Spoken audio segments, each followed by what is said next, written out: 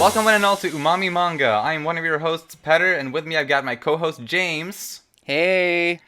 And today we are joined by special guest Lucas from Germany.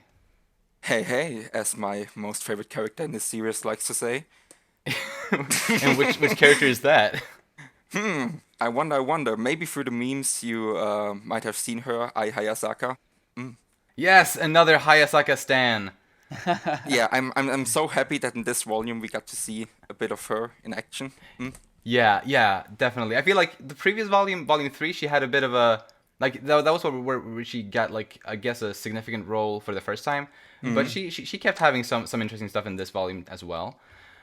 Anyway, the three of us, me, my co-host, and our guest, are going to discuss this volume. First, we're going to talk about the characters one by one, then the romance aspect of the volume, and finally the... No, actually, first, after the characters, we're going to talk about the comedy aspect of the volume, and then we're going to talk about the romance aspect of the volume. So, without further ado, let's talk a bit about Kaguya Shinomiya. She, actually, I feel like, other than the first volume, I didn't take, like, too much notes on her, or at least, like, for volume 2 and 3. Really? But for, Okay, like, for volume that's 2 and 3, surprising, really. it is. Like, so for the first one, I did take a lot of notes. Second and third, not so much. Oh. Sorry, I thought you meant for this one you didn't take too many notes. Oh, no. Okay, then I'm not surprised. Okay, yeah, because this Yeah, I'm sorry. volume, there's Right. some good stuff on her, yeah. Yeah, this volume specifically, I ended up taking so many notes on Dude, her. me too. So first things first, I guess the first thing I wanted to touch on is just how prepared she was, like, throughout this volume on so many of the of her battles and stuff with Miyuki. In the first and the second chapter, both of those, she was prepared because of, like, thanks to having read something in advance, you know.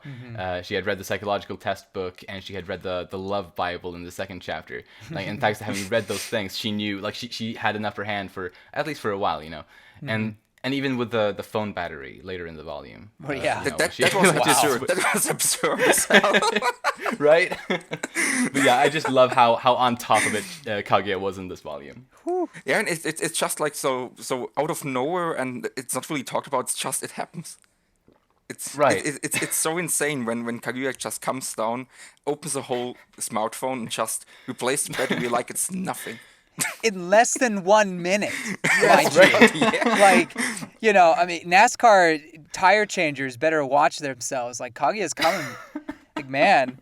I totally agree with you in that she was incredibly prepared throughout the whole volume. Well, Right. for the most part. For the most part, yeah. But you could see that she had all these plans and expected Miyuki to do certain things. But I feel like it all always blew up in her face in each situation. And not to say it ended badly each time, because, you know, it's a rom-com. Of course, it's going to have some sort of nice ending. But especially the chapters, like the first few chapters, where, you know, the one where she predicts that Miyuki's going to start acting aloof, or, you know, to give her the cold shoulder, and she's successful in that. But does she really want that? And so I feel that kind of blows up in her face. And then the very first chapter where she, oh man, I forgot to turn my flashlight on. Sorry. I was like, why is this so hard to see? I don't understand. No, when she predicts that Chika's going to look through the book on psychology, Right. you know, that kind of blows up in her face as well, because, you know, she's a little startled in some of the things that they find out, but also that Chika is the ultimate unpredictable factor in that. Okay, you know what? I'm going to look up something online. You know, something Right. that she couldn't have predicted. Yeah. So anyway, I obviously Chika is a force to be reckoned with, but it's also the fact that, or it's just interesting to me. She spends so much time to prepare, and yet in some way it kind of always blows up in her face, and maybe that's what makes it so interesting. What I think, especially with Kaguya, is well, it goes for both for Shirogane and for Kaguya, is the more elaborate and the more like thought out and like more deep and like I'm replacing a battery in a smartphone their planes are, the more likely they are to fail. And we see more and more, especially here in this volume, I think, that the plans that are more true to the heart, or like the little situation where it's like, where there is like no big plan behind them. We especially see that with the cake scene in later chapters, where there's no Ah, big plan, just by acting more to a true feeling. They actually achieve way more than they do with their elaborate plans, which of course is for the viewer, for the reader, it's pretty obvious. I mean, the whole manga is still about like those two basically idiots that are too smart to be good for themselves, trying to get together, and then yet they have those little moments where it's just, you could almost say, normal love, where they're both shy and only make each other compliments and stand there and get further than they do basically in the whole other volume. It's insane when you see all those plans, and especially, like I mentioned earlier, the more elaborate they are, the more they fail. We see in the beginning with the little game they play about the question and answers in the Romans book. That oh yeah, fails with a total loss for Kaguya when she sees that the flower question, which she and Shirogane both answered overwhelmingly positively, gave herself a corp. But later, when she does the whole battery replacement, we see her getting splashed by water from Miyuki, and this more elaborate, more thought out plan got trashed even harder in that sense. So it's nice to see totally. that like those ways just fail in this manga, and well, fail in sometimes hilarious ways, to be honest. True. One way that it failed, like in a like not hilarious way, but in a I guess an interesting way, was I think it was the second chapter where Kaguya had read the quote unquote love Bible magazine, um, like in advance, and she, when Miyuki was trying to give her the cold shoulder, but he was aware of that the whole time and all that, and after he tells her that he hates her, or he said it, he didn't even say it that badly, he said like, when you act that way I hate," or like whatever, yeah, but Yeah, anyway, I Right, think it was right. something along the lines like, of I hate when you're so mean to Ishigami or something like that. right, yeah, something along those lines. And even though she was aware of it, she knew it was coming, kind of, she kind of wanted him to do it, she got incredibly insecure right there for a moment. And she even, I think this might have been the first time that we see her being so, like, seriously conscious about, like, the, I guess, quote unquote uglier side of her personality, which I thought was interesting to see her be, like, aware of that to that extent. Yeah, I agree. As we go along with these volumes, we start to see more of her insecurities, and I think I said this last time too. But Yeah. even now, we're seeing these, little insecurities. In this case, it's, her personality is not something that people really like, and if Miyuki, the person that she has feelings for, kind of shows signs of not liking that, then that's obviously going to be, um, well, it became kind of heartbreaking to her and something that she focused on. And there's other insecurities that I think we'll bring up later on. But I wanted to mention real quick, something that you both kind of touched on, and it's a sentence in that chapter with you know uh, Miyuki acting aloof. It's the very last page of that, and the narrator says, "Perhaps it's time to stop calling this a battle between two geniuses." And I think that's true, because Yes, Totally. yes, yes. I think for two reasons. One, it's kind of their pride that are basically calling themselves genius. When in reality, I mean, they're very very smart people. Don't get me wrong, but when it comes to things of love and um, romance, they're babies. Like they don't understand Yeah. anything, or not very much. And it goes into my second point, in that trying to predict or understand love is not something that maybe can be solved with logic or schemes or whatnot. You know what I mean? Totally.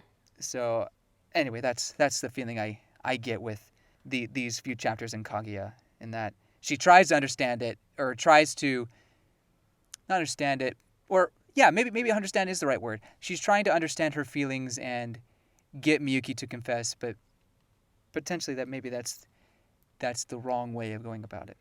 Yeah, I think so too. I mean, they're really geniuses. I mean, I can't call someone who can again disassemble a whole smartphone. I can't call a person like that. Not something else but a genius.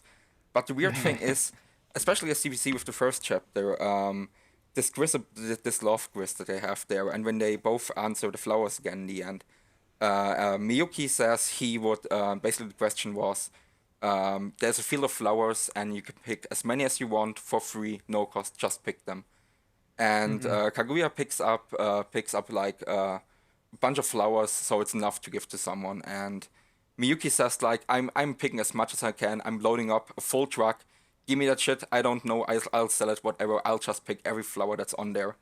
And before Chika or Miku can see what the question was about, Kaguya reads that it's the amount of love you have for your crush. And as she shyly closed the laptop and shies Chika away, it also gives you the answer that she knows it's her. Like, she wouldn't be like ashamed by that whole answer. That if it wouldn't, she also be sure that this is the love Miyuki has for her. So Right. I think that they're both smart enough to really know this girl is into me, but still I'm too shy or too proudful to do anything about it. Like it's not really you can see in both of them that they are aware that there's something going on there, but both just are too stubborn about their own pride, or I would rather not even say pride, but maybe they just think too much about it. They have to think about so much stuff in their whole life from day-to-day basis that thinking about something that is so complicated but can be so simple like love, that it's just not easy for them to do it the easy way. That would be just, well, saying to each other that they love them. But, well, here we are. That is hard though. That is so hard. That is super yeah. hard. Yeah, to be fair, yeah, It's that always is hard. easy to say that's the easy route out, but what this manga True. really does is show you that it's not easy. Like, it's just a simple question, but it can be fucking difficult. Totally. But yeah, I do agree that they are overthinking it, very much so. I guess that's the whole point of it, is that they're overthinking it. One thing I think we saw, may have seen, unless I missed it in the previous volume, for the first time from Kaguya, this volume was her making a joke. Oh, When yes. she said to Ai, you can walk home by yourself in the rain. When she wanted to drive home with Miyuki. And it didn't sound like a joke at all at first, because it is totally something that Kaguya would say. It has that same kind of Kaguya Shinomiya coldness to it. But then of course she said afterward that she was joking. But I thought that was funny to see her actually make a joke, because I wasn't expecting that.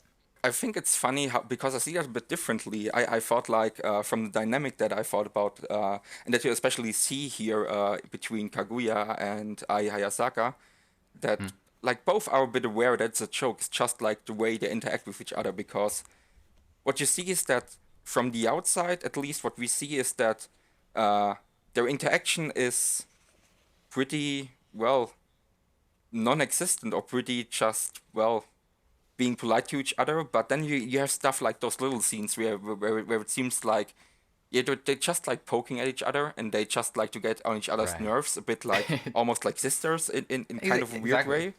way. But yeah, it's also nice to see that way, that like it's one of the first, or not, if not the first joke that Kaguya made in the series. That might be right. I didn't even Right, think about I think that. so. Right. It at least it felt like that when I read that part in this volume, and I couldn't recall any previous jokes like that by her. So yeah, I thought that was interesting, and for her first joke in the series to be with Hayasaka makes perfect sense, I think, because they Yeah. obviously Right. they've known each other for 10 years, and they have like somewhat of a sister dynamic. So yeah. I Yeah, like that. and I feel like, I mean, Hayasaka is maybe a little different, just because of her unique situation and how she has those different personalities. But it's telling that Kaguya, if this is the first joke, which I think you're right, it's telling that Kaguya does it with Hayasaka because she feels she's more comfortable around her than probably any other person. Yeah. in the manga, as far as I can tell. I mean, Chika's there, yeah, but even then, I don't think she would be on necessarily joking basis with her, or maybe even feels like she should joke around her. Maybe because she has to put up the certain air Right. around And I her. feel with Chika, Kaguya has this sort of somewhat like I mean, it goes kind of up and down. Sometimes she can be incredibly like, Right. wish death upon her almost. It's like I mean, it's um like you give Chica a joke, and it's like a grenade just waiting to explode. Yeah. Well, I guess let's talk about that real quick. In that, uh I feel in in this chapter again we see her insecurities in relation to Chica, and not just yes. how big boobs she has or anything like that, but it's kind of her personality that's easy for people to get along with, and her family and her ability, at least in Kaguya's mind, to make friends, Yep. and that's something that Kaguya wants. As we see through this chapter, she wants a family. She wants that family love that she believes other people have, like the Shirogane family or Chika's family. Yeah, it's envy, pretty much downright. Yeah, Just envious of her. Yeah. it's Yeah. totally, and she wants to have, or I mean, I don't know if it's right to say she wants to have the same personality, but she understands that Chika's personality might be something that she believes is more, or it is more inviting to other people than her own, and maybe she obviously has those self-conscious feelings towards her ice princess personality. But yeah, so but then at the same time, when Chika invites her to go shopping with them, she does a 180, which is one of the best 180s I've ever seen, Yes. Absolutely. Absolutely. and just adores Chika as like the best friend you could ever have. And she kind of has Uh-huh. that one in volume one with the bento and everything. Yeah, yeah. But I know it's their relationship is interesting because they're supposed to be best friends, but then one moment Kaguya is cursing the very ground she walks on, and then the next she's praising her as the best thing that's ever happened to her. Well, maybe not the best thing that ever happened to her, but Right. she's praising her. Yeah, and I thought this instance in this volume was interesting because I mean, as you said, it is similar to some previous moments. But what was interesting, what made this one especially interesting was just the fact that in her mind when she was, she wasn't only insulting Chica, she was also, listing kind of the things that kind of she was envious of. And the she describes it literally as Chica having a good personality, implying that she thinks of her personality as a bad personality. Hmm. And so that's like the second time that this volume where she kind of becomes aware of that her personality might not be, I guess ideal for making friends and or maybe even finding a partner. She has had those doubts. A little off-putting. Right. And that the fact that she's becoming like self-conscious of that, I think is an important step for her, in her journey, in her like character journey. Hmm. Yeah, I also think that Kaguya is a really interesting person here again in this volume.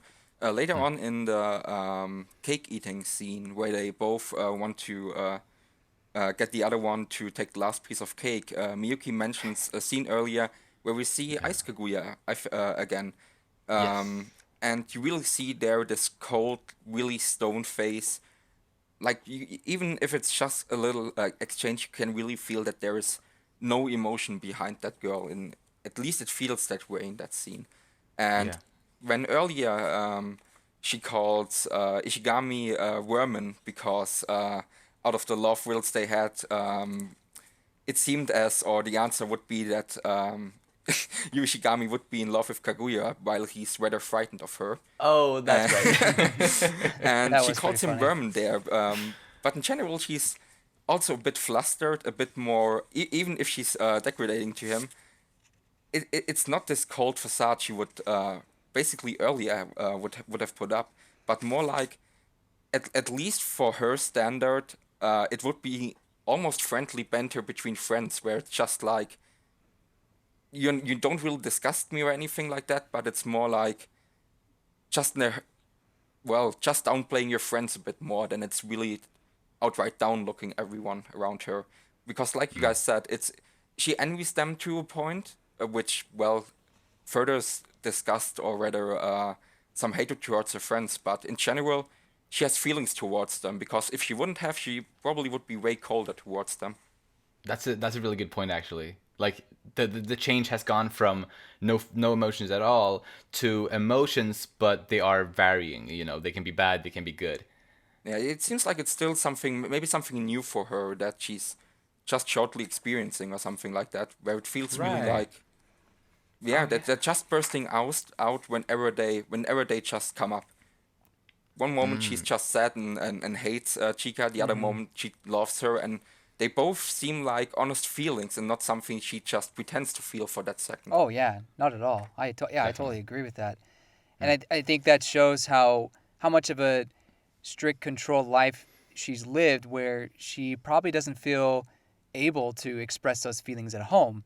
Whereas with her relationship with Chika, Hayasaka, and now Miyuki and even Ishigami, I think she feels like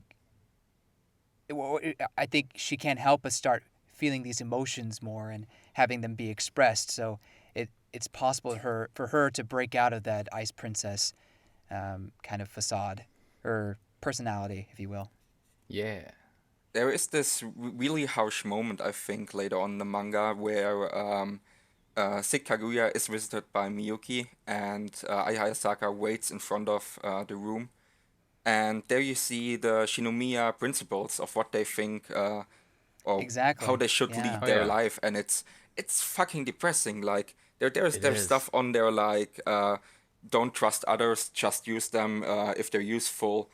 Um, just get rid of people that are in your way, and love is useless, stuff like that. We are just like, okay, that's kind of not okay, and it's hanging there in like a big picture frame, like big on the wall, for everyone to like walk past, see. It's really depressing that this is a thing that or whether those two girls you could say live under. It's kind of weird, and it's also furthers this this weird personality of her that she kind of tries to overcome here. Definitely. Like the fact that she isn't worse than she is awesome, Mm, you know? yeah. Because she could have turned out so much worse. Yeah, with Right. with such rules, yeah. And and Yeah. this is why I feel this volume has shed so much light on who Kage is and why she is the way she is and why she's going through these somewhat underhanded but also convoluted ways of trying to get Miyuki to confess to her. It's the only way she knows how, based on the rules that she's lived in her house. You know, I mean, she's not even allowed to fall in love. So admitting your feelings to someone would be breaking that rule. Now, if someone admits their feelings to you, oh, that's okay, right? Well, supposedly. Um, As long as you don't return the feelings. is as long as you don't return the feelings, exactly, because you won anyway. So what does it matter? Um, Right? Yeah. so I think without that cold, we wouldn't have gotten that look into her and kind of those. I guess you could call them an insecurity of hers of not knowing how to deal with her feelings, but just looking into her current mindset, even if it is uh, influenced by a cold. Yes, yes. Speaking about that cold, that's something we learn about her. Whenever she gets a cold, she becomes like a little child. Oh God, yes, That's that interesting. chapter. Oh my God, it's so beautiful. People have It probably is. seen the memes of little Kaguya being tucked under Oh the yes, blanket. it's adorable. It's adorable, and it's also a moment that I have to say in the anime there. This is one of the parts where that, especially in this volume, was the first volume where I was like, hey, it's really good to watch the anime and also read the manga because it's little scenes like that, like Kaguya being tucked under the blanket, that are goddamn cute in the manga. But Hmm. just seeing Ai Hayasaka slap the cheeks of Kaguya um, Yes. Oh, in yes. motion, that's just something else. It is. It really is. Yeah, it's really like it looks cool in the manga, and the manga is really goddamn good. The writing is good, like the chapters are really short, so it's always fun to just like maybe read 1 2 chapters or just the whole volume because it's great. Um, but then the anime has little scenes just they feel more alive. They just feel more rich. The flower scene, the beginning of the first, or the end of the first chapter, is also a good example of it. Where in the Yes. manga, it's just 2 panels where it's you just see when she sees the answer, that's the amount of love. You just see a lot of flowers being dropped onto her. While in the anime, it's just she's standing in front of that laptop, and just that truck that Miyuki described is just rolling up behind her with that typical beep beep beep, and Yeah. just Yeah. dropping the whole load onto her, which is Yeah. such a good scene that just adds so much comedy to it. So for Definitely. everyone that only reads the manga, the anime is really adding to it. I can say It that. really does. I totally agree. There's so much about it that I love about the anime, how they adapted it. But anyway, I don't want to get too much into that right now. But I Yeah, definitely sorry, that agree. was just a little detour that I Right? thought No, it's was fitting perfectly because fine. that scene was yeah, it was just so cute that the little slap Uh-huh. on the cheek from Hayasaka. I don't know. No, it is awesome. One thing that I thought was pretty sweet that we got teased a little bit in this chapter when Miyuki visits Kaguya, and also at one point later in the volume, that apparently Kaguya has somewhat of a fascination with fireworks. I was gonna say the exact same thing. Obviously, I don't want to go too much into what that's going to be about, but Yeah. anyone who's seen the first season knows. Right. Anyone who has seen Love Romance before knows that fireworks must be in it. Honestly, true. At least in Japan. At least in Japan. Right. I don't want to have an Anohana again. No, no, not the fireworks. Oh, oh boy. Yeah. But I thought that was a nice little lead up to maybe something potentially. Well, Maybe. I agree, and but even later on in the volume, like Hmm. I think it may be the final chapter, there's a moment where someone brings up fireworks, and Yeah. Kaguya gets really excited about it, Yes. and she even says, "Oh crap! I let my guard down. I showed I was too excited." Right. Yeah. Uh, It's when they're planning the summer yeah, plans. exactly. So there's definitely something about fireworks that really has an impression on Kaguya's mind, and I can't wait to see that in manga form, in what Yes. I assume is the next volume.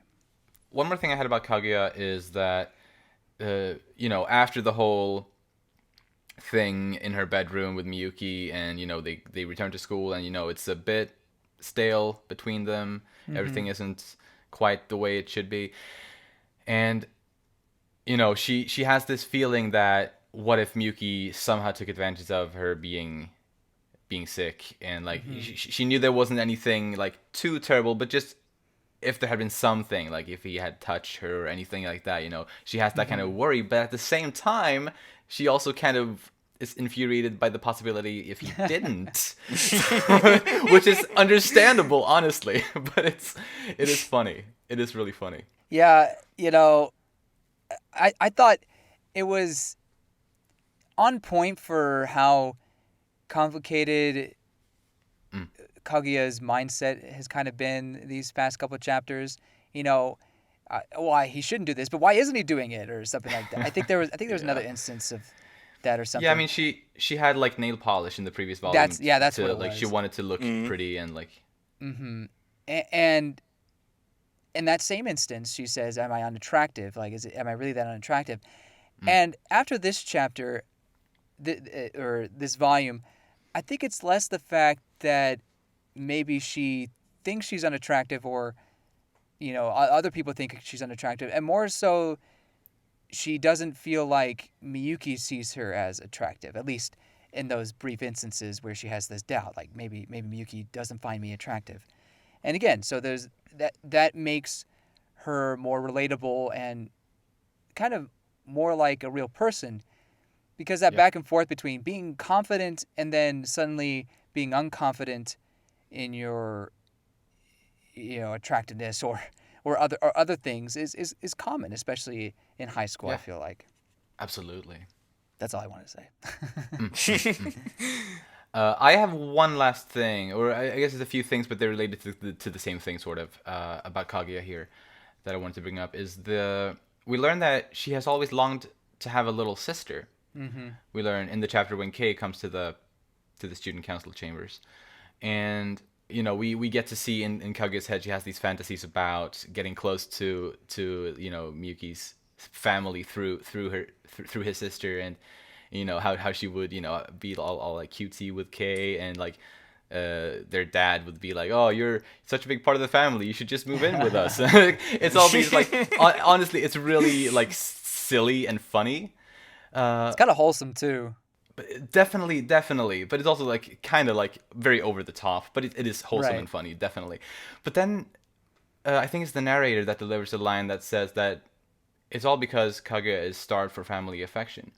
Right. I think I And mentioned that earlier. Yeah. right, and that just makes it so sad. Like obviously, like you're in a good mood, kind of like seeing these thoughts in Kaguya's mind, and then the narrator drops that on you, like, oh fuck, damn, that is pretty heavy actually.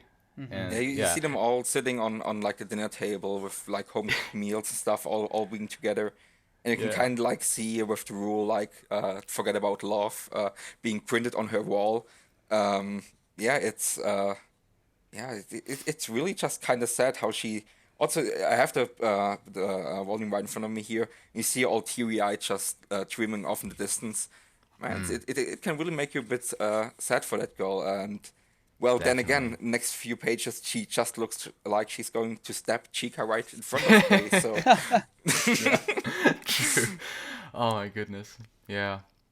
but that I also love that. Just a little note on Kei Shirogane, who all, who blushed after talking about Kaguya to her older brother. Well, we will get to that later. Yeah, We'll it's talk about Yeah. we'll talk about her in a sec. Yes. Absolutely.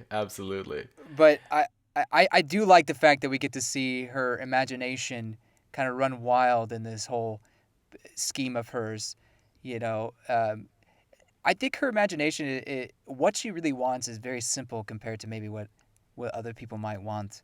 You know, they want a girlfriend so they can have that romance. But I mean, obviously she wants the romance, but like you said, she wants that family love that has been lacking in her own life.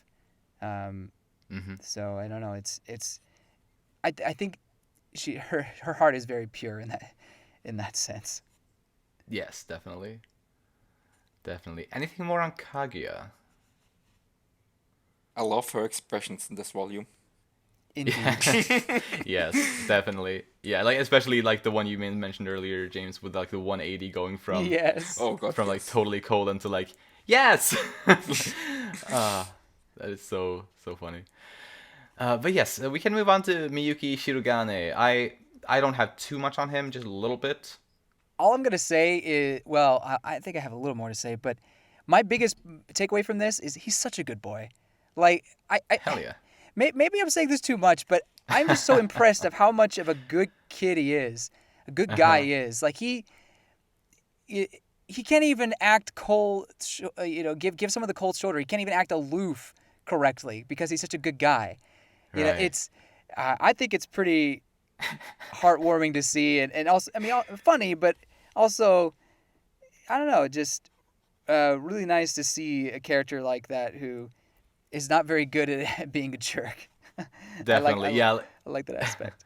The cold shoulder chapter was definitely big proof of that. Just how like he was like, only for a few minutes he was doing his best to act cold to Kaguya. First of all, he wasn't doing a good job at it. Second of all, like only after a few minutes he was like feeling like emotionally really guilty and bad over it. So I thought that was pretty great. Indeed. I also like in the first chapter how it implies he has a lot to love to give. I mean, I guess it all depends how far you take that silly psychological test. But I mean, he's a guy full of love. Yeah, I think Yeah. that's a really good attribute to have. I think it's true. Yeah. I think what his lucky ability is that, as I mentioned earlier, their big outlandish plans mostly seem to fail, and what Miyuki, what his trait seems to be is, without wanting, he he always manages, like in the first part where it's just the love quiz he has no idea about and just stumbles through it and tries to think about like how to improvise and what to do.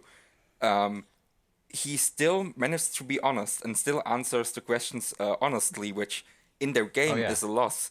But because it's an honest attempt and something honest towards Kaguya, in the end she loses because, well, they're more, well, straightforward and not most thought out plans. They are the mostly the ones that, well, win you around in the game in the end.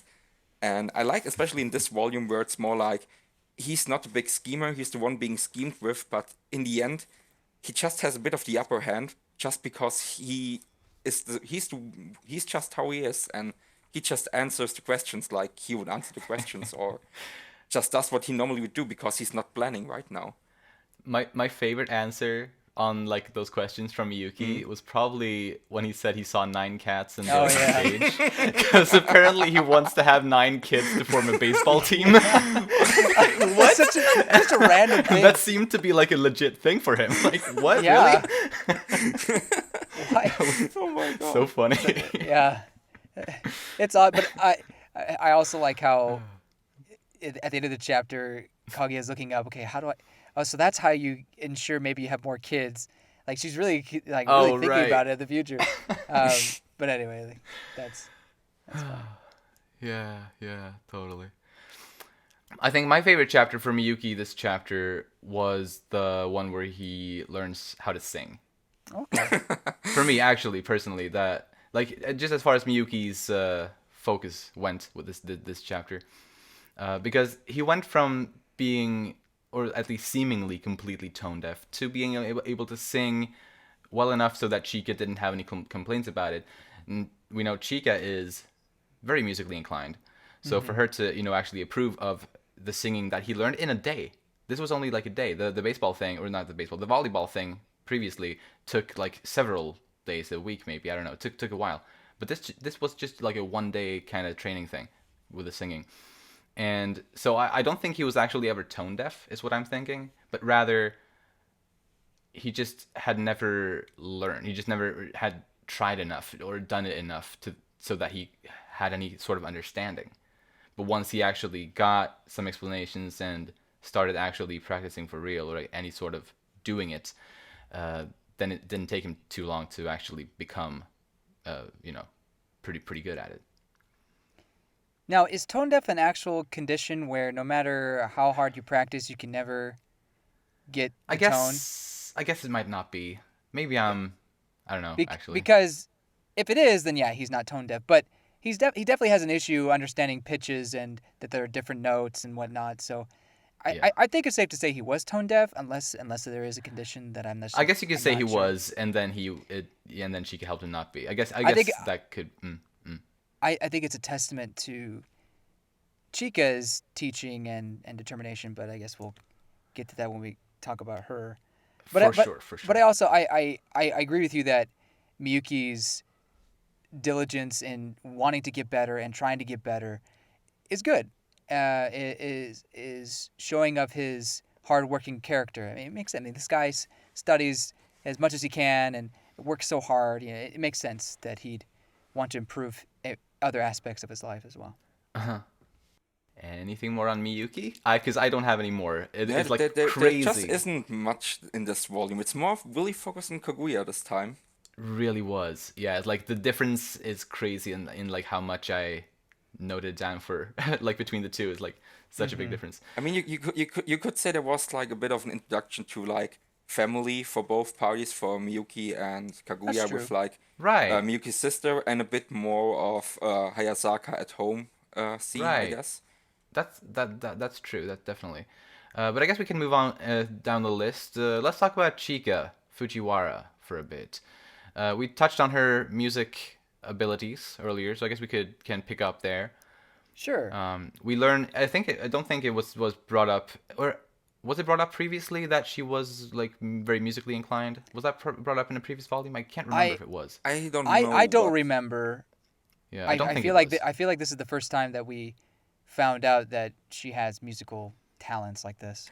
Well, now Right, you know right. she's musically inclined. Well, she Yes. she just can't play music very well. Being able to teach Miyuki that quickly, I mean, it's one testament to Miyuki to be able to learn something that quickly. But then again, you have to be a pretty good teacher to pull something like this Definitely. off, because I mean, I can't hear it, but the way it's written and the way it looks like in the manga, it sounds like hell just being in a room while Miyuki sings. Right, yeah. I 100% agree. I feel like maybe I'm overreacting, but I think Chika should become a music teacher. Like I think Honestly, she's so good, and the way she was helping him, like writing down on the chalkboard as they tried to sing the correct note, like that's genius. Like I mean maybe that's a common tactic in my I've taken vocal lessons, but I've never had a teacher write down as we sing. So anyway, I feel like how she went about it was really cool and smart.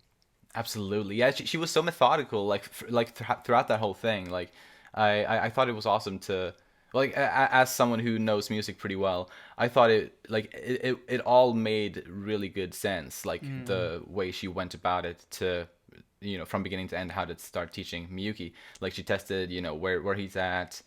Obviously, he was nowhere. He hadn't even he was nowhere on the scale really. He was like at the very very very bottom, and it was just the way she worked with him was really really awesome to see, and it was also fun to see her put on her slave driver headband Oh my again gosh, I love it.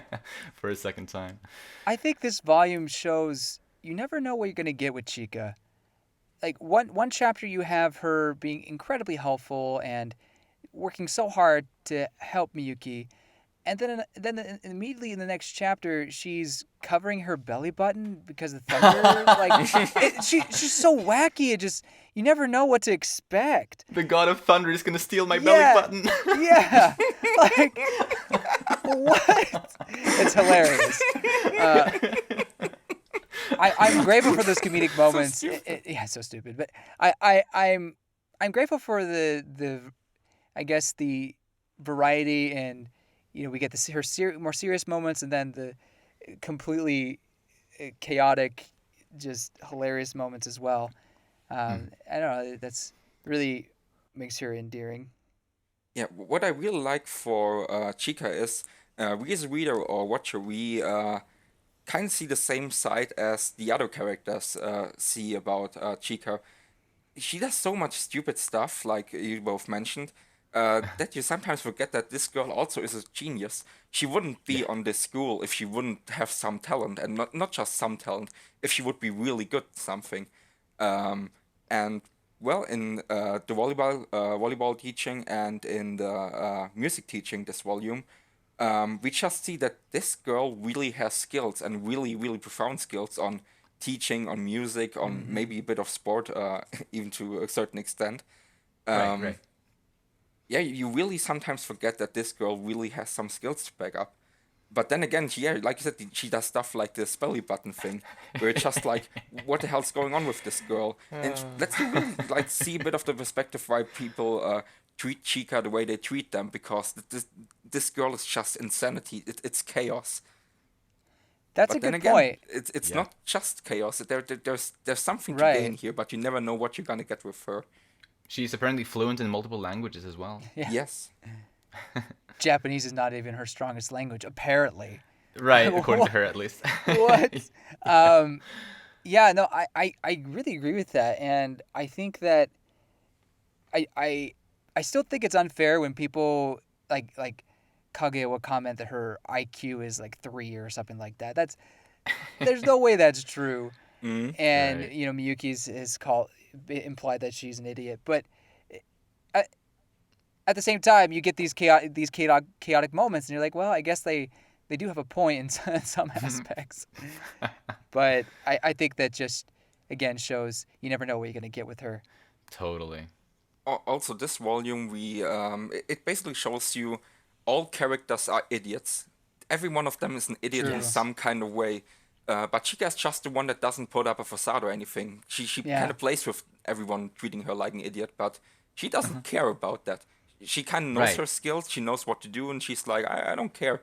Like everyone's like Yeah. putting up like being the prideful heir of some family or something like that. While she's just Chica. She's just she's what you get when you see her. It's Right. Yeah. it's what you Like get. as long as she's not playing a game or like something like that, Right. she is completely open about everything.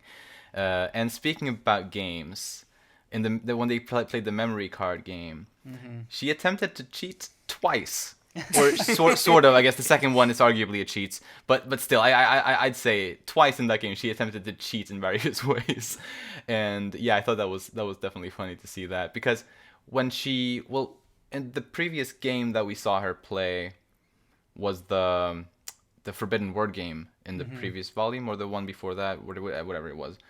And in that one, I guess she pulled some somewhat foul moves, but they weren't technically cheating. No. Definitely not. But these were straight up cheating in this volume here. I mean, she can be dubious and devious in her own way when she wants to. For sure. You know, she wanted to go see Kaguya when she was sick, and she was willing to do any sort of underhanded means necessary to do so. And I think that's hilarious. That you just, even though she had done it before, it's still shocking that she did it, or not done it before. Like, you know, with the Forbidden Word, she kind of used her emotions to manipulate Kaguya to say something, and you see that, you're like, oh wow, wow, I did not expect that from Chika. But even then, I did not expect this from her. I mean, did see the anime, but did not expect this from her. And so I'm kind of like Ishigami in this sense during this chapter, just unbelief at what she did.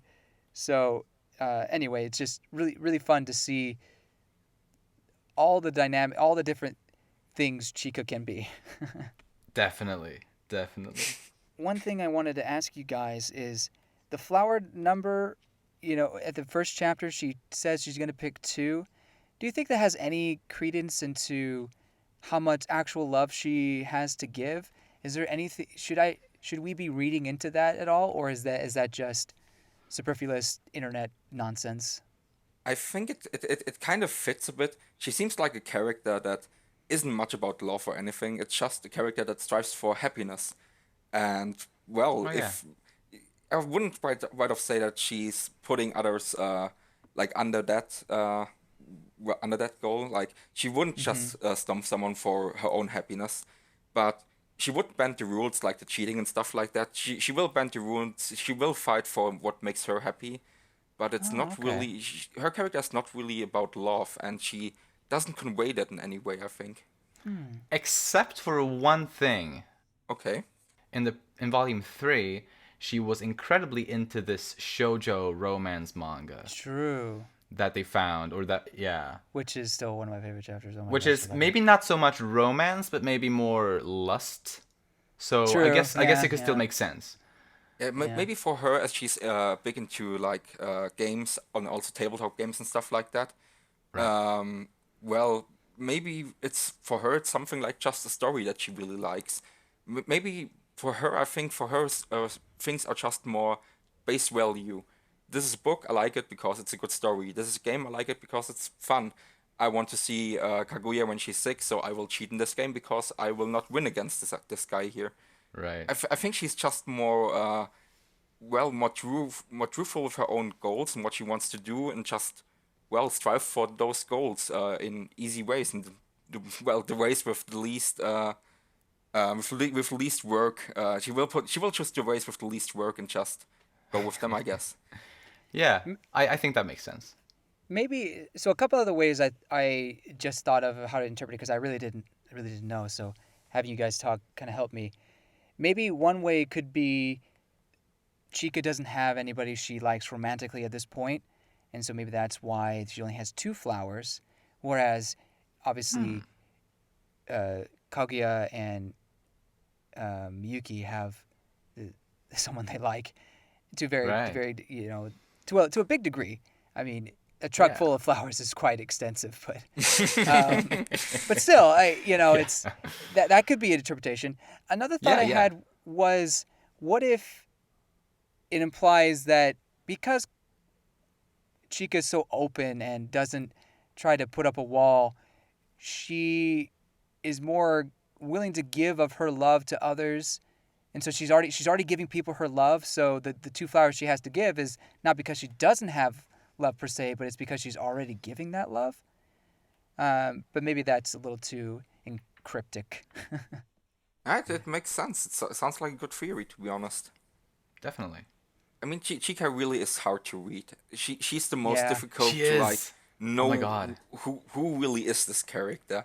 I mean, Yeah. like we said, the whole chaos and more childish side, then the more side when she can be a bit more honest to herself or mischievous. It's kind of weird. So I guess we just don't know yet. Maybe there is something more I really can save just from those flowers. That's Right. true. And for all we know, it could just be not have any real meaning, at least for Chika. I mean, But to be fair with this manga, I can credit it for like, especially like I would say later on, like it really like pays attention to its own details. that's So good. I would good to say It like does. just keeping such things in mind in general is like a really cool thing for this manga because you'll just later on be like, oh, it's from there. Now I understand. Right. Yeah. Definitely. It really and like I've had like because this is actually my first time rereading the series. Like because I never actually went back and reread anything until now for this like for this podcast for doing this podcast. So Nice. I'm having so much fun like finding little things here and there, like little I guess hints or lead ups to things that you didn't necessarily notice your first time reading. So it definitely has a lot of those details. That's a lot of fun to pick up on when you can. Cool. Do we want to move on to our boy Yu Ishigami? Let's do it. Mr. Depresso. Oh my gosh. I relate to him more and more. I love Yeah, it. I know, right? Totally. He's our man. He's our boy. But so I just want to, since we were just talking about Chika, or relatively recently we were talking about Chika cheating in the game, and I just love like both times when she's caught cheating, like Yu just goes crazy on her, like just gives like shame on you. You have no shame. It's so funny. It's I so love great. that. It's just as much as Chika is upfront, I think even Yushigami is more upfront. Yeah. It's Yeah. so weird. As one he's portrayed as this shy creature that flinches when Kaguya even looks at him. But then again, he just turns to Chika and it's just like, shame on you, shame on your family. Yeah. I mean, Shame yeah. on you, shame on your cow. Or full mute. I mean, yeah, it's true. They're both definitely like the most honest people. Like they're absolutely like the ones who aren't afraid necessarily to speak their minds. Or I guess they can be afraid of it. I guess in Yu's case, he can be afraid of after the fact, after he has said Yeah, something, right. you know, Yes. something like that. But yeah, they definitely in somewhat different ways, but still very similarly, they Right. both speak their minds. I agree with that. And speaking about this point in particular, I think usually Ishigami's pretty observant of a lot of things. So for some reason, I thought it was a little interesting. He wasn't the one that noticed she was cheating.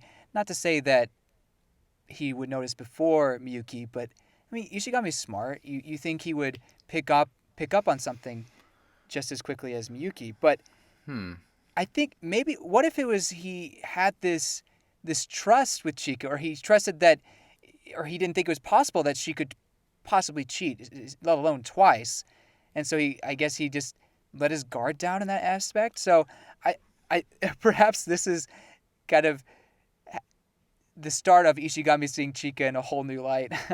Right. Well, I actually have something on that. I think it's interesting. It's yeah. I also think that's really interesting, but I think it's one explanation could be that he didn't actually want to win. You know, he didn't want to go see Kaguya, so he didn't put as much thought and effort into the game as Miyuki did, which is why that's why he didn't notice. That's a Because good. Miyuki was playing to win. Like he was Right. super serious about Totally. that. You know, he needed that victory. While you didn't want to win. And that makes it interesting too, the fact that he was doing so well in that game, even though he didn't want to win. He was only 2 points below Miyuki at the end of the game. Why did he play it so well if he didn't want to win? Yeah, it's a bit weird. I think, especially here, if it would be only Chika and Ishigami, there wouldn't even be a game, you could say. But still, then I think he could have been like, if Chika would have been mean to him, he would have probably just left. But I felt like there's kind of a bit of like a good friendship, or just by being the only two males in the council, a little bit of a bromance between the two boys because Oh, there's definitely a Definitely, bromance. totally. Definitely a bromance. Ishigami just sticks around, and I mean he could have just like tried to win for himself, but in the end he talked to Miyuki. Miyuki talked to him to kind of like get one of them to win or get Miyuki to win. Um, so Chika doesn't. It's just like it felt a bit of like the boys against the girl in a sense. In a way, yeah. I mean, because she was the one cheating and stuff. It's not just he didn't want to win; he absolutely didn't want to win. I mean, if Yeah. that boy went to Kaguya, It would have been over for him. Yeah, yeah, yeah. That's it. That's an important aspect that I didn't think about. Is he definitely didn't want to win, but then you point out why did he play? I mean, it could also be that they were playing a game, so he's gonna be serious about it. I mean, he likes video games, right? So maybe he's Right. just, I'll play for fun. I mean, we're friends, right? Or at least maybe he's trying. Maybe he's trying to. Maybe he doesn't realize per se that they're friends, but maybe he feels obligated to play because he does feel some sort of friendship between these guys, especially Miyuki. Right. yeah. I think like he feels like a character that is just like he's there because it's well, if I talk comparison to my own life and like how my teenagers were, it's just like you're at a friend's house and you're like just hanging around, and then suddenly one of your friends just like, hey, let's play a game. You're like, ah, well, yeah, whatever. Let's just play the game. Even though there is kind of a friendship between Miyuki and Ishigami, the whole scenario or the whole thing happening just seems more of like, yeah, I'm here, so why not? Yeah, yeah. Right. I agree with that as well. I mean, hey, for all we know, if Ishigami won, maybe he would have been like, okay, Miyuki, you can go for me. I don't want to go. I don't want to die. Right. Yeah. Yeah. I mean, I want to die absolutely. today. Totally. Yeah. Like if he had one, he wouldn't have been forced to go, obviously. So yeah, you're Yeah. right. That's Yeah, true. That's knowing true. the student council, knowing Chika, and Actually, yeah, I maybe can Chica would have forced him. I can Yeah. see him being sent to the to his own death. Actually, I want to see that parallel timeline now. that'd be the pretty one cool. where he was forced to go to sick Kaguya.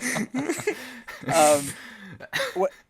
Just to finish off my thoughts on this chapter with Ishigami is just the parallel of usually it's Ishigami who says I'm gonna go home and die, and then someone tells him no, but this time it's Chika who says that. He's like, okay, but don't die. Yeah, yeah, that was like they traded lines with each other. Yeah, I like that. that was really Just those good. giant lines in general. We probably will come to them in the comedy section. They're so great. There's a lot of good stuff. One thing I liked with well, it's regarding Ishigami's perceptiveness and how he notices things. Unexpected to Kaguya in I think the first or second chapter, you did notice that Miyuki was giving Kaguya the cold shoulder. Yeah. And like even though Miyuki was barely doing it, it was like just these small little, barely noticeable things. You did pick up on them, and of course the way he kind of like decides to play along with with Miyuki there, like, dude, go buy us something sweet, like just throwing the coins on the table. Poor guy. I don't know what that means, but I'm scared. But it scared me to death. Same, Ishigami, same. Yeah. Oh my god. Oh god. And that was just him trying to be a bro, really. Yeah, it really was. It really was. I mean, in general, he's a pretty good pro in this volume to Miyuki. Totally. He really is. Even the advice he gives in the love advice chapter is, I mean, it starts off a little silly, but the very last line where he says, as long as the first person's conscience is clear, then it there shouldn't be a problem, and that gets Miyuki thinking about what he did and whatnot. So, I mean that was good advice. Maybe not so much the other stuff, but I don't know. I guess he was on point in some things. But I mean, calling Kaguya a bitch and that was maybe not the best idea. I mean, if she would have been there. right, In front of Miyuki, yeah. yeah. So anyway, I think their bromance is strong, and Ishigami is proving to be a good friend to Miyuki. Totally. And so I can't wait to see where else their friendship goes. Yeah, I also like the little thing that when Kaguya was talking to, oh, what's her name again? Kashiwagi, right? Yeah, yeah. Yeah, Nagisa Kashiwagi. Yeah, so Kaguya's talking to Kashiwagi and Miyuki's talking to Yu Ishigami. And it's instantly Kashiwagi just realizes when Kaguya says it's about a friend. Like, yeah, of course she's like, it's about you, okay? While on the other Right, side, yeah. the two boys are just there like, yeah, it's about a friend. Okay, I see. See, he knows when to butt out. He knows. He's like, okay, yeah, all right, I'll play along. It's okay, Yeah. Yeah, that is very sweet. It's also like you have these big geniuses again, having their big plans, and the best lie they come up with is it's about a friend. Yeah. Yeah, I love that. I love that. Yeah, but yeah, you is really lovable just by being this on one side this bloke and that just like even more than Chika is really just he spits out truth. He almost always gets some shit for it. I mean, he's not polite. He just No. says whatever he Yeah. thinks. But yeah, like you earlier said, James, it's just he's so on point with what he says. It's just the way he says and the way it's just like out of nowhere, like literally you don't even see him. Then out of nowhere he just pops out like, yeah, actually. Yeah, but actually, speaking of that, I think it's the last chapter where the last chapter one where they're talking about the plans for the summer. Mm-hmm. Chika says like it is sad, but because the others might go to a thing without her, and he's like, well, if you're having fun in Spain, like we should be able to have fun at home. Truth. And it's so true, Truth. so true. And then obviously Chika attacks him for that, and he starts feeling really bad. But then, Kaguya and Miyuki both, they put their hands on his shoulders, like just reassuring you that he was actually in the right that time. And That I was thought that great. was really, really great. I agree. It was good to see. Yeah. One last Ishigami thing that I'll mention. I guess I could put this in comedy, but I'll say it here is when they're fighting over the cake, Kaguya and Miyuki. His reaction is, I gotta go get someone. I'll go get Chika. Chika will know how to do it. Yes. It's almost like a little kid getting his mom to stop his older siblings from fighting or whatever. It's pretty great. It is. It's awesome. Oh, I love that. And that was really smart of him to go do that, because obviously Chika is the only one that could have dealt with that probably. I mean, she did. She did. It's yum. Eating up that cake. Subject F at its best. Yeah. All right. Anything more on you? I don't think so. Cool. Well, let's move on to our girl Ai Hayasaka. Yes, I only have a please. little bit on her, but do either of you want to start? I love her deadpan expression. That's the first thing I want to say. The Yes. second thing is, we really get to see more of her ability to act in front of others, and also Right. that what I mentioned earlier, this kind of like sister like, and in the sickness chapter, also kind of motherly side she has to Kaguya. Yeah.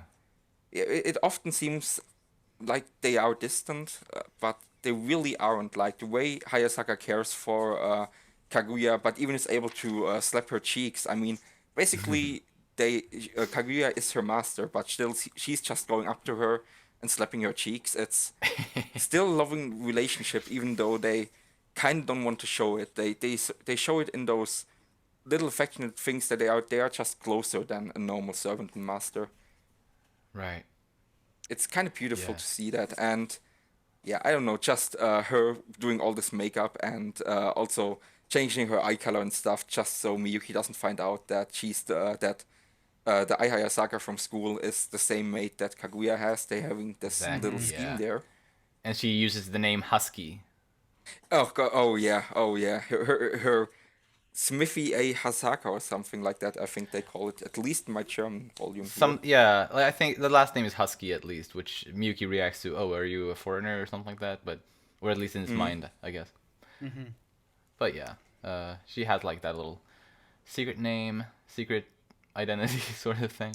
Mm. And she's very clearly trying to get Kaguya and Miyuki together in that chapter. She's really like, Right. like Miyuki attempts to leave like just without even seeing Kaguya, but she's like, no, come inside. You deliver this to her yourself. And then obviously she leaves them in the room together. She's like, these walls are, isolated. You won't be able to hear, soundproof, and you'll be alone for 3 full hours. But don't do anything. She closes the door. That is so good. Yeah, it also feels a bit like, just get on with it. I don't want to deal with it anymore. Just please. Totally. I kind of get that. I mean, I get all of what you guys are saying, but maybe not so much the just get on with it kind of sentiment. I think she's really trying hard to help Kaguya break out of the Shinomiya rules, because Yeah. there's she's standing in front of the rules in that panel, and you kind of see in the next box, you see her face almost looks a bit resentment towards those rules, and I don't know if they apply to her, to Hayasaka per se. Maybe they do, but when I see this, I feel like she has resentment that Kaguya is basically is being forced to hide away her true feelings, or not being able to love. Maybe she wants to fight against that and help her experience love and whatnot. I don't know, that at least that's what I got from that moment, and why she's helping, or so adamant of helping Kaguya get with Miyuki. But at least that's what I got out of it. I think that's definitely fair. Yeah, for me, it's really just I love her humor in kind of way, even though Yeah. it doesn't seem she's joking that much. Like we said earlier, this little joke of like, "Oh, you're going to walk through the rain." Ah, no, I called you a cab. It's like little Yeah. stuff like that where it's just like, especially those two have like such a cold, dry humor. And Yeah. those deadpan face she always like puts up with it. Even at the end of that chapter where Kaguya gets splashed by Miyuki's bike, Kaguya's like, "Why didn't you warn me? You knew this was a bad idea." And it's, even though it's not stated, just the thing that I thought was like, yeah, just because you can feel your stupidity at once, Kaguya. That's kind of the way it felt like. There's this little banter and this little like just getting on each other's nerves a bit, just for the sake of it, like normal friends do. It's nice Yeah. to see like a normal friendship, or it's rather weird seeing like the traits of a normal friendship with this cold interaction. Right. Yeah, that is interesting actually.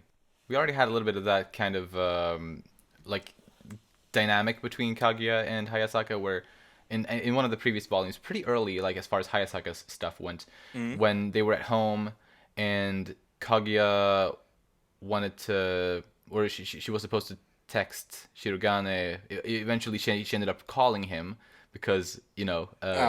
Hayasaka just dialed the number, and it's little things like that where she really does push Kaguya in order to help her, but she is definitely being a little bit pushy, but I think it's good ultimately. Yeah. I'm just looking forward to more stuff of her. It's Totally, I am super excited. At this point in the story, she is still my favorite character. Like at this point, like by this volume, she is definitely my favorite character. I mean, just for maybe some information, I am on the latest chapter. I mean, here in Germany, we are currently, I think, on volume 5, or maybe volume 4 still is the latest. So, well, keeping on track here with the German novels is just, well, forget it. It takes a while. Yeah, there's slow releases. Yeah, so I'm on the latest chapter right now, and still for me, I would also say Ai Hayasaka is one of my favorite characters. Even though I wouldn't consider her one of the main cast, she's really more of side, I would say, but I don't know. Like I said, her deadpan humor, that's just something that I love about this character. There's a lot to love with her. Just out of curiosity, Lucas, how many chapters are out totally right now? I don't think that it's the correct chapter number that I'm reading on, but I think we Roughly. are around 216. Oh no, sorry, we are 202. I think 202 is the Okay, so early current number. 200s. I see. Yeah. I see.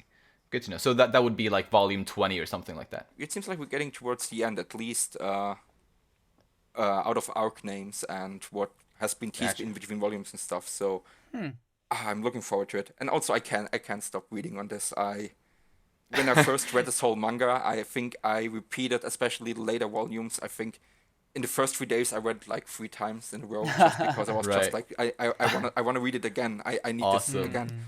Yeah, I remember when you get into it because I was already a fan at the time, and then you finally get into this. I think what did you started reading around when volume 2 or sorry season 2 of the anime came out, right? Around Yeah, that time. I saw the memes like everyone that is on Reddit or any other meme Right. page. I saw the hey, I saw the cheek slapping, I saw Yeah. the Chika dance. It was too much, and I'm just like, okay, yeah, give it to me. Let's see what is this about.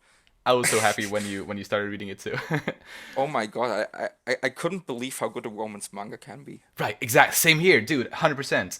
God damn it, It's it's crazy. just, especially right here in volume 4, we're starting to, and what we're discussing right here now is something that I'm missing in a lot of other romance mangas. It's just this, the characters feel real. I mean, they're idiots. That they're doing something that no normal human would do. There's these thought out plans about getting the other one to confess their love, but still it feels real enough, like for you to root for them. Like Miyuki, even though he's genius, is human or boyish enough to just, well, you can relate to them. You can relate to you and Miyuki's friendship. You can maybe relate to Hayasaka and Kaguya. It's Absolutely. they feel like normal, like extraordinary people in one panel, and then you just go a few pages further on, they feel like normal high schoolers again. And it's Totally. kind of this weird this weird duality that really lets you stick with it, especially as like the characters are so good, and they just get better with each book, I would say. Yeah, I couldn't agree more. Uh, Before we move on to the smaller characters, talking a little bit about those, I just want to say that I feel like this volume, volume 4, is sort of the first volume where it starts becoming barely episodic. Obviously, the series started off very episodic. You know, each chapter was very much its own scene, and didn't there wasn't too much. I mean, sometimes there definitely were some things leading into each other, but there wasn't a whole lot of it early on. But this volume as a whole, it's basically the volume about, you know, Kaguya getting a cold. That's like you could really like I like define this volume, and that's what I like when it's like so many chapters kind of deal with that. You know, there's one chapter where she's splashed and gets a cold, and then there's the chapter where they play the card game to determine who goes to see her. Then there's a chapter where he's actually that Miyuki's there, and then, you know, there's side effects after that's dealt with for like 2 chapters. And, you know, it's I love that, and like from here on out, it's definitely it's going to keep being more of a cohesive story like that, which I very much love. Yeah, I agree. Yeah, I think the turn from episodic to being more like little stories, it starts about now, I would say, and it this manga really does it well. From like giving you the episodic stuff more to like learn about the basic characters and like the basic setup, to become then more story focused, to give those now set up characters more room to play. Like it Right. really works well here.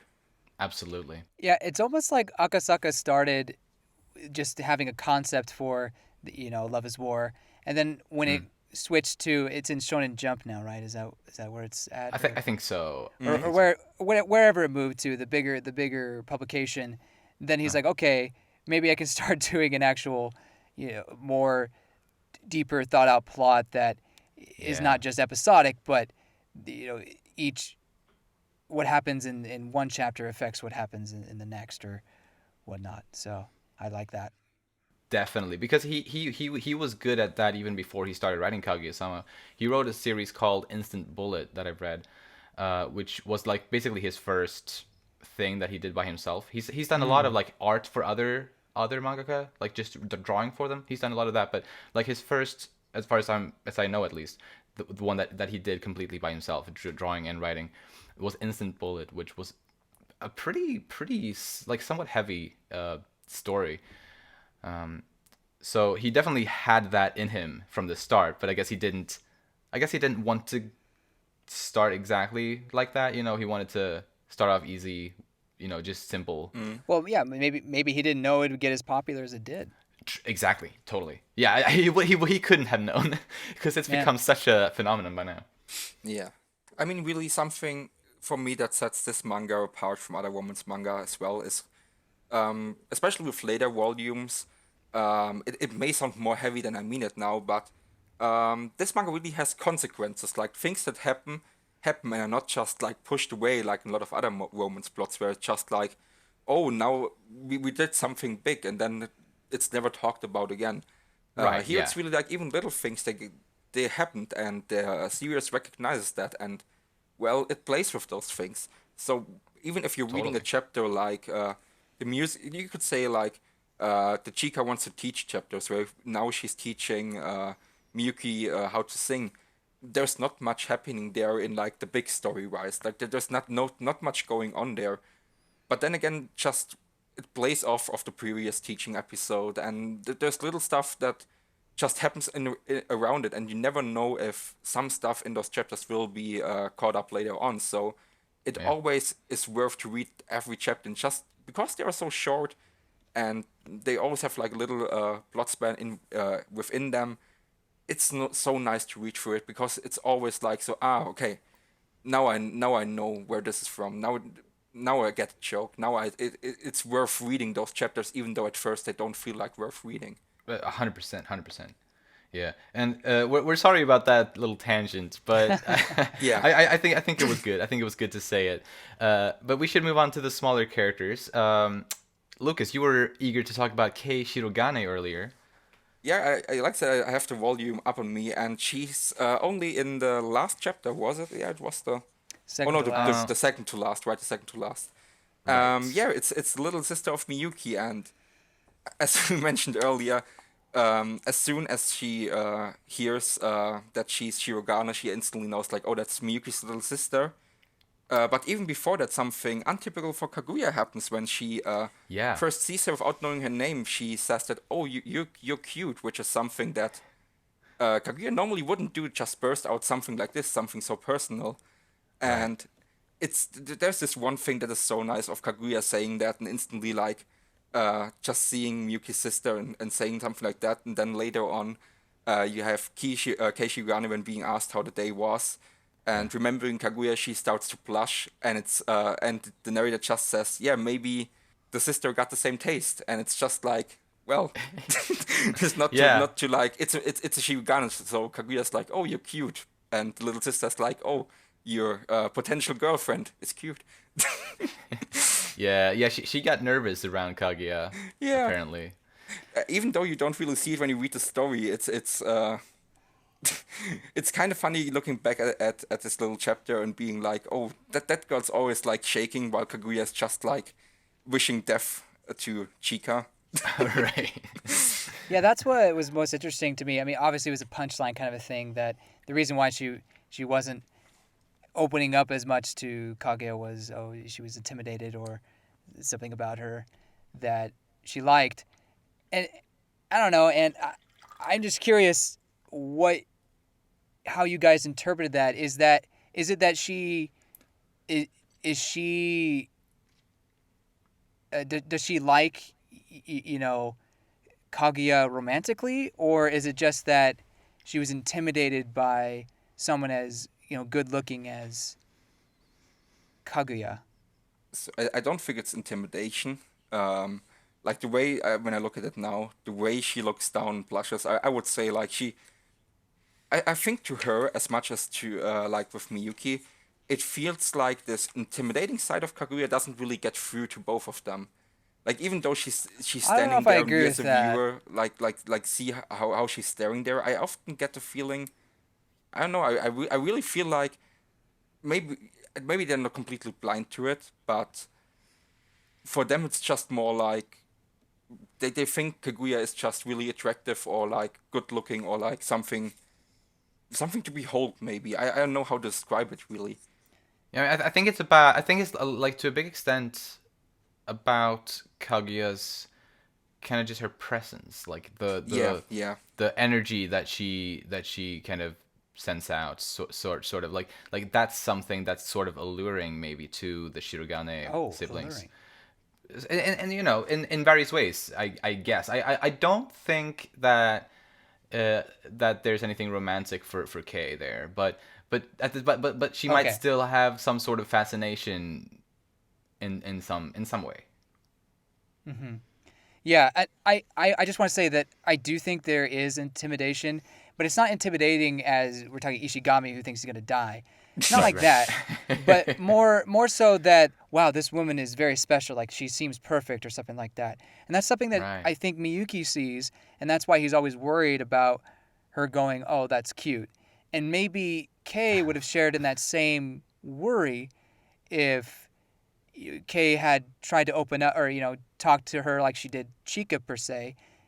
Maybe she was worried that Kaguya would have said, oh, how cute, in that same sort of aspect. And maybe they have those Right. same insecurities in that sense. Okay, yeah, then I got you wrong on that one. Right. I think that's a good possibility. Yeah, yeah. Anyway, so that's something I thought, but I wasn't. You guys being people who have read ahead, I wasn't sure. Like, wait, should I be taking this romantically or should I be taking it differently? We wouldn't maybe we probably wouldn't spoil you regardless. No, but if it was something that, or if it was a certain thing, I think you would have said it in a different way, is what Possibly. Maybe. I was basically trying to pick. I was basically trying to pick your brain. Gotcha. I mean, gotcha. if we ask Rule 34, I mean, Oh yeah, we can find anything there. Yeah, anything is possible. I'm not using Wikipedia anymore. I'm just using that website to get my sources. Gonna find all the Okay. answers.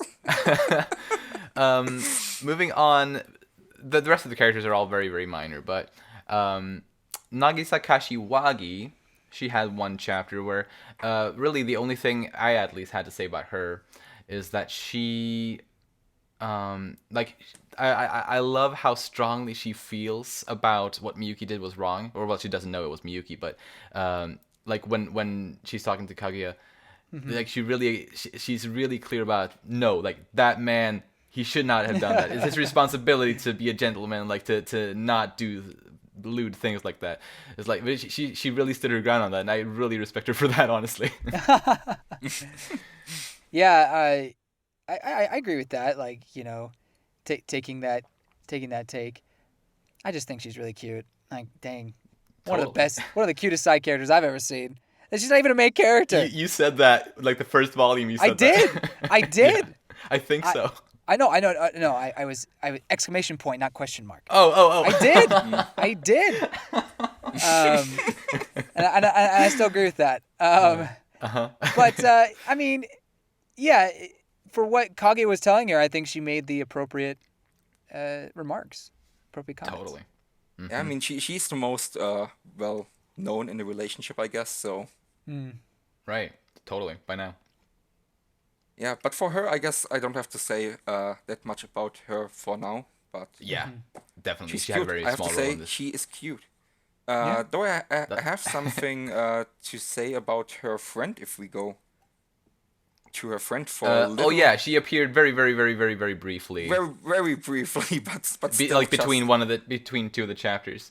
Yeah, I think it was after the cake eating scene, where she's just like again in the background, just peeking No, I around the think- corner. No, I it think was she- the No, it was the one where Kaguya touched Miyuki's lips. Oh yeah, it was the lip scene. Sorry, She you're right. she yeah. apparently saw that, which is pretty yeah, funny. yeah, I have it. It's just good the way she looks, and she's like, oh god, what have I witnessed here? Yes, I know, right? Like she was so fast, or something like that. She's like, I love that. Yes. And I'm very, very, very excited to see more of her. I just want to see more of her already. Yeah, I know, Like, I know you do, because At this I think- point, it's just like teasing, and I'm tired of it. I love it because, well, I don't know. It's gonna be good. Let's just leave it at that, I guess. So, here's another question about her: it's not? Man, I guess you wouldn't say either way, but it's not one of those red herrings, are the right word, or pulling the wool from my eyes, where it's not actually the Kashiwagi's boyfriend she's interested in, but Kashiwagi herself. It's not one of those. It's not one of those things, is it? That's an interesting theory. I'm not gonna respond to it, All but right. that's a The very only thing interesting theory. I'm going to say is that you can look forward to that character. She's fun. Yes. Oh, good. I do like fun characters. I love her. Very briefly, the headmaster. He only gave them 2 slices of cake. What a jerk. War criminal. Yeah. War criminal. Yeah. You know, an interesting thing about that scene is Ishigami says, if only I had eaten both pieces of cake.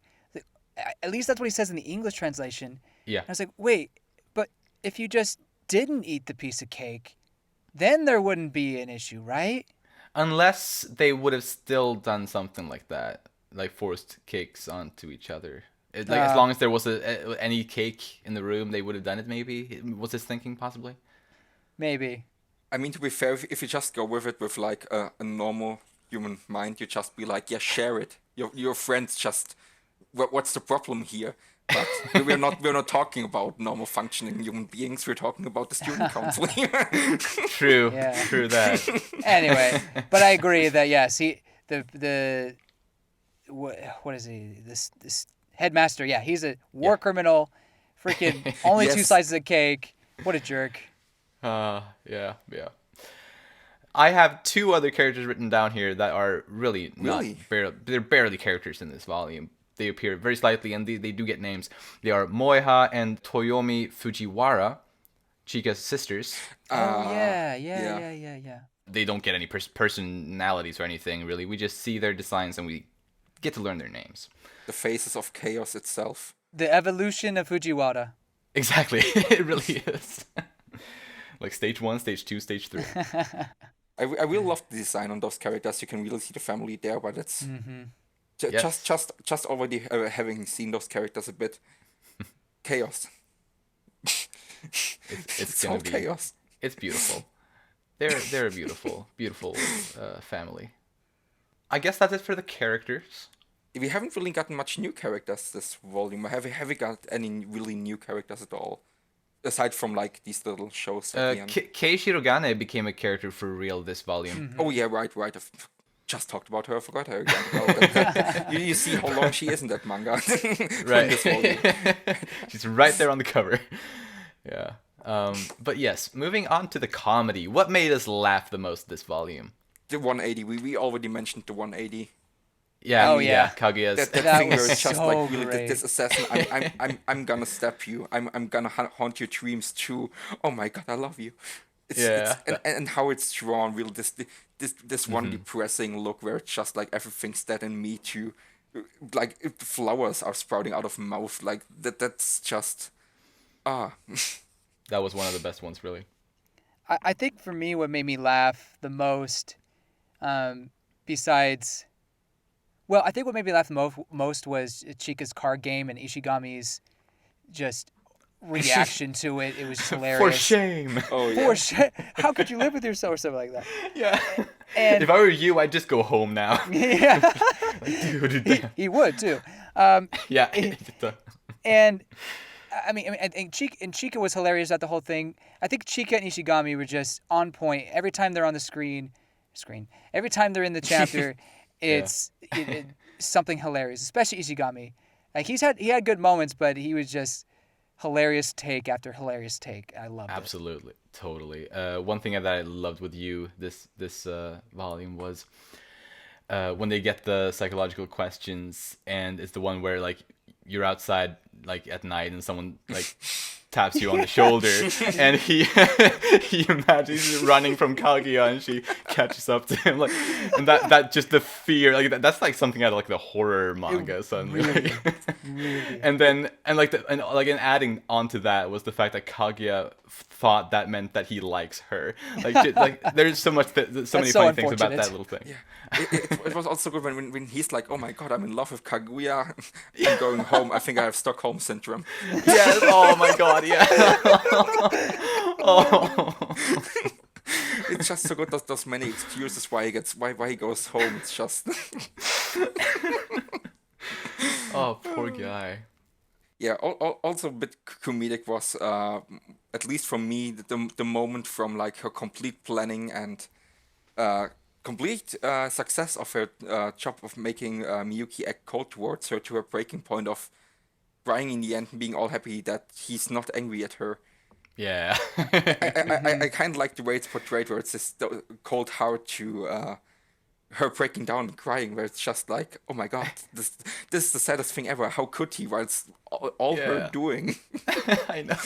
And at the end, she like just forgets her plan completely. Yeah, love it. That is I, great. I, I That is think my great. favorite Miyuki comedic moment was when Kaguya grabs him, while she's sick and they're in the bed and he's like, oh crap, I must show restraint. What's happening to me? And then he just immediately falls asleep. Yeah. It's sleep deprived. Like that. Such a great page turn. Such a great page turn. Oh, yeah, that is amazing. Yeah, I mean that was also just fun in general when Kaguya wakes up and she just notices him just sleeping next to her. Yeah.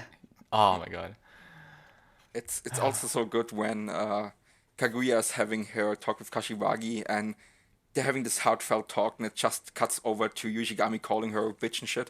It's Yes, I love that chapter. Like the back and forth between those conversations is amazing. So funny. but just the way he lies there and it's just like shouting it out into the world like, ah, that bitch.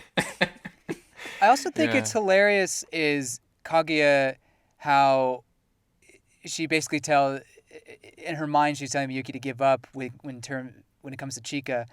It's futile. No matter what you do, you can't control chaos. And she just goes airheaded, Oh, Oh, yes. yeah. Oh, breathing yeah. is fun. Just goes AFK, yeah.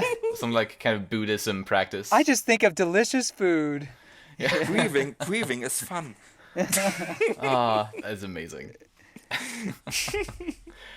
Yeah, I think the last comedy bit that I wanted to bring up is the strawberry shortcake battle.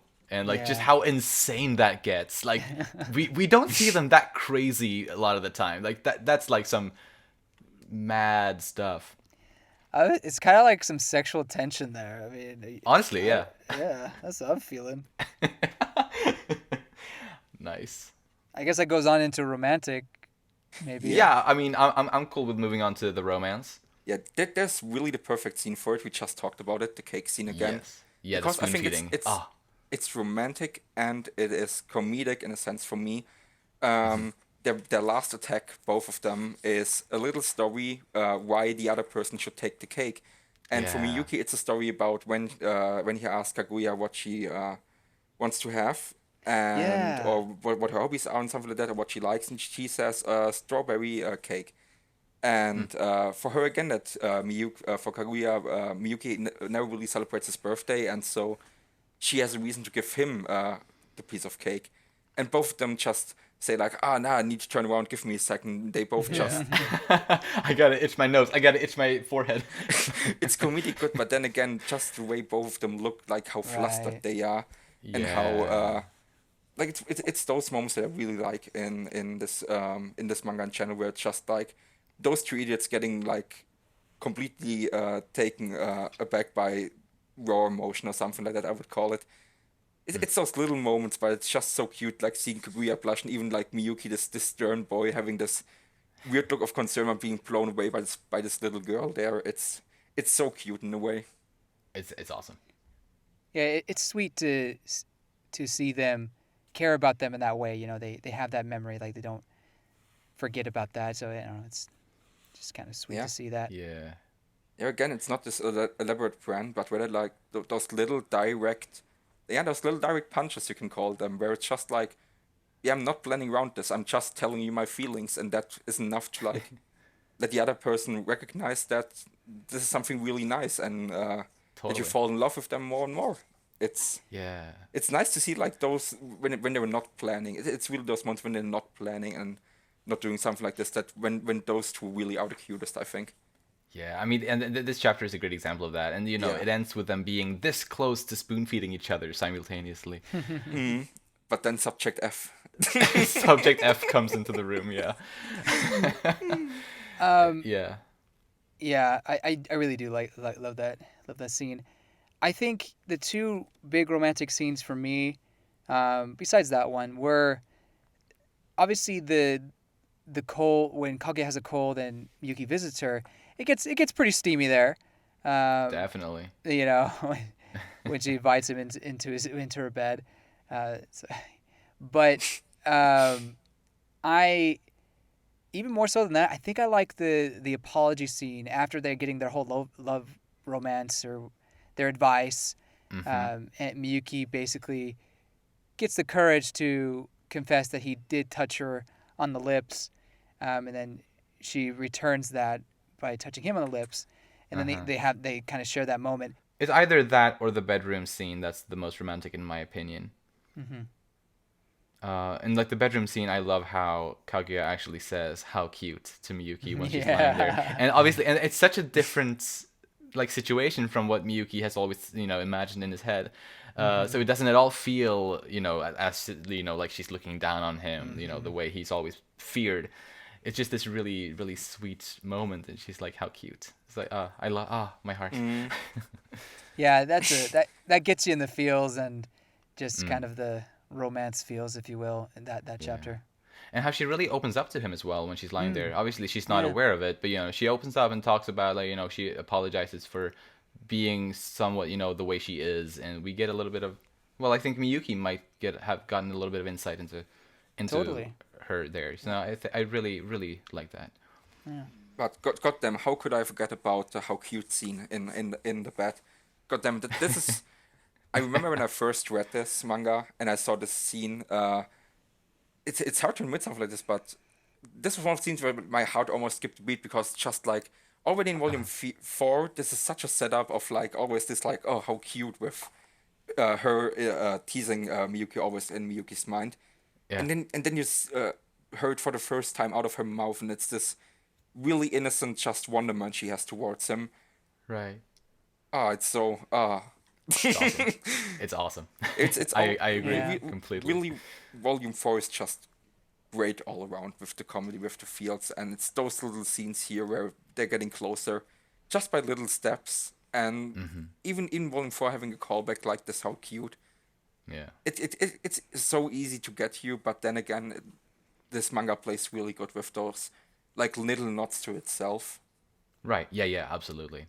Just by having this picture of Kaguya mocking him in mind, and then having this, it works. It just works with the words of the great Todd Howard. Yeah. Last week I said that volume 3 was the most, or it was very comedic heavy, and I thought it was the funniest volume yet. I mean, out of like 3 volumes.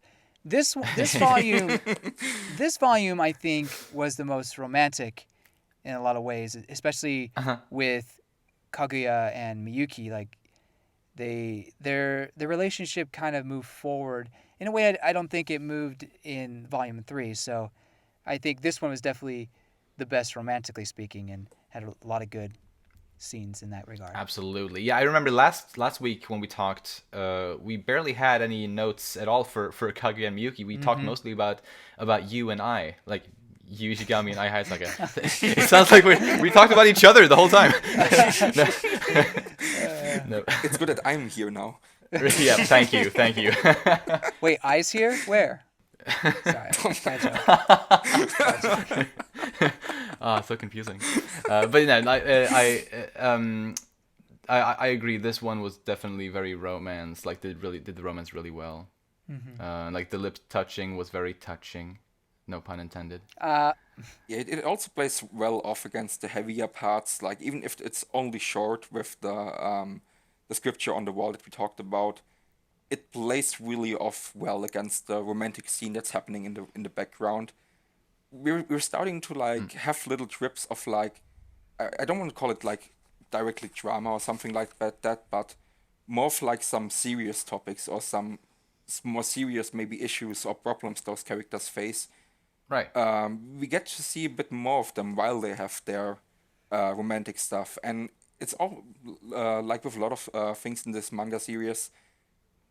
It's cool how both of those things get slowly introduced to the reader, and yeah, we're having just a great first, really, I would say, romantic story arc in a sense, with several chapters of the Rain and Cold story, and added with that those new Hausha elements, I'd say. So it's cool to now finally see a bit more, story-driven chapters than maybe in earlier. Yeah, it's really getting off the ground here, and I mean, we're talking volume 4, but still.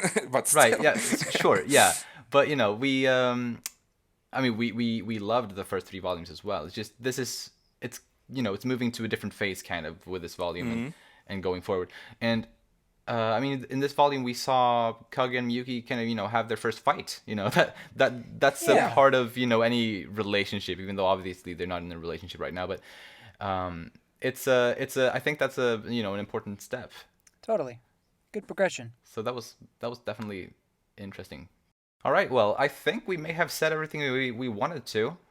Yes, a really good volume, and it really lets you want to see more. Can't wait to read on. And thank you, Lucas, for joining us on this discussion. I'd love to have you on again. Yeah, thank you. It has been a pleasure, you two, and really, really thank you for having me. It was a pleasure having you. It was fun talking so much about this manga, even though I had to restrain my ultimate powers of spoiler heaven. Good. You did a good job with that. Yeah, I'll gladly do it for such beautiful gentlemen as you two are. So, yeah, I hope to do this again with you guys. And absolutely. Yeah, it's been absolute pleasure. We'll have you on again for the Volume 8 discussion, is the plan right now. Mm-hmm. So yeah, and thank you to anyone who listened. You can find more of James's stuff on Intensity on YouTube, where he covers different video game topics, Let's Plays, and video essays sort of stuff. A lot of Nintendo stuff, but also other things. You can find me on YouTube and SoundCloud as Leon Morris, where I share all of the music that I compose and produce. The outro song that's probably tuning in right now is one of the songs that I've made. Thank you again for listening. Thank you, Lucas, for joining us. And see you all next time. Bye-bye. See you around. Bye.